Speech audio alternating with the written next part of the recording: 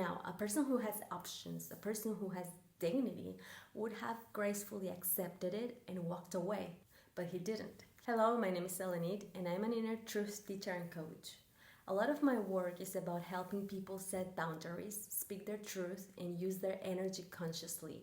Many people think of this only in terms of achieving goals, but it's also about protecting your energy from unwanted experiences, relationship dynamics, and situations that don't align with who you are. One of the trickiest situations when setting boundaries is standing your ground when someone tries to convince you of doing something you don't want to do. And it can be especially challenging when they act very friendly.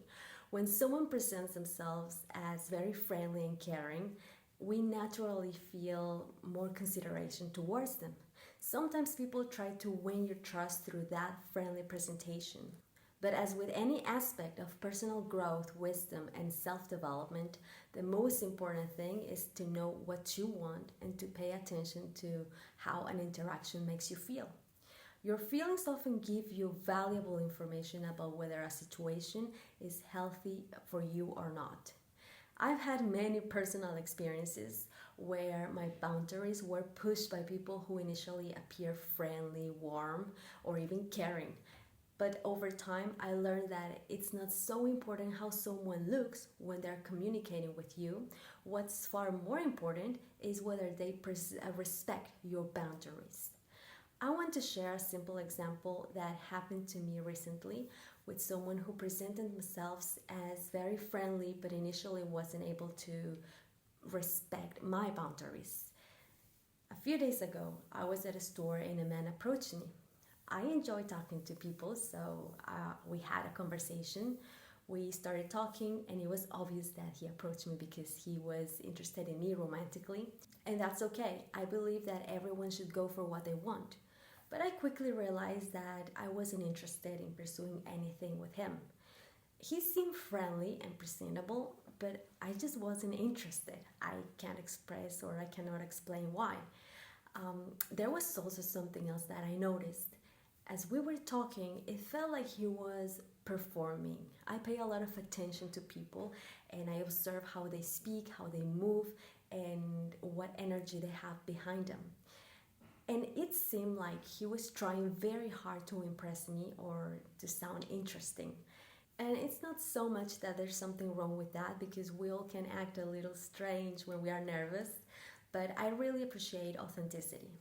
After a while, I said to him that I was gonna continue with my shopping, and that's when he suggested to meet for coffee. I said to him, "Thank you, but I usually don't do that," which is true. Now, a person who has options, a person who has dignity, would have gracefully accepted it and walked away, but he didn't. He insisted by saying, again, very friendly, "Well, this will be the time to make an exception." And even for someone like me who teaches boundary setting and has been on this journey for so many years, I could feel some pressure building. Thoughts starting to come up like, "Oh, look, he's so interested and friendly.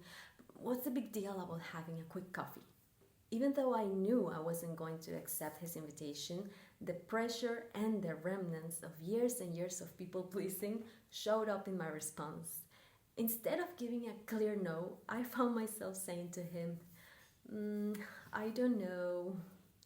But immediately something very interesting happened because I was highly aware of what was going on. So when I heard myself saying, "I don't know," I remember all the past times when people convinced me to do something I didn't want to do just to make their lives easier.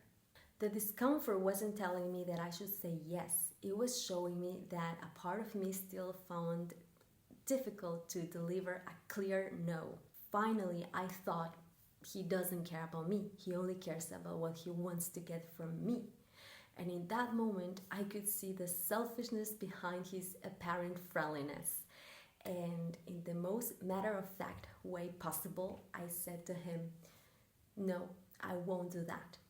And that was it. He finally understood, shook my hand, wished me a nice day, and left.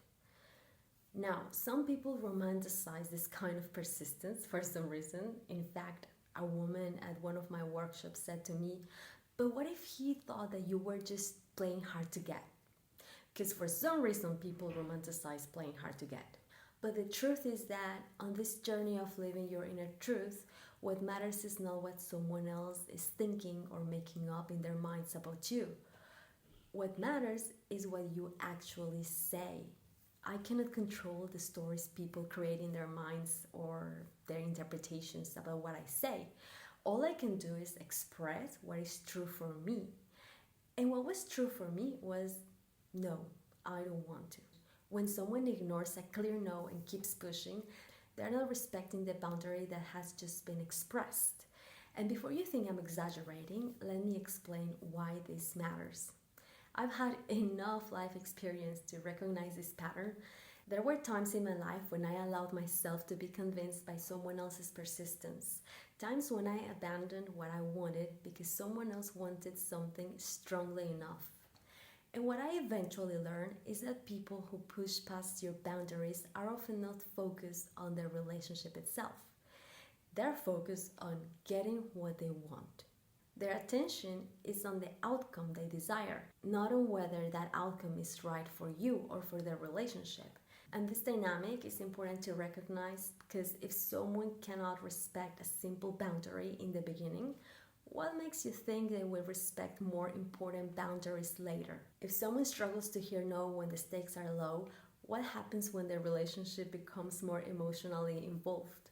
Every time you honor your truth instead of abandoning it, you become a little bit more free, more authentic, and more confident. This is simply a practice, and like everything else in life, the more you practice it, the better you'll get at it. Finally, I have a question for you. What relationship in your life is disguised as friendliness, but when you look closely at the person's actions, they're actually pushing your boundaries? See you next time.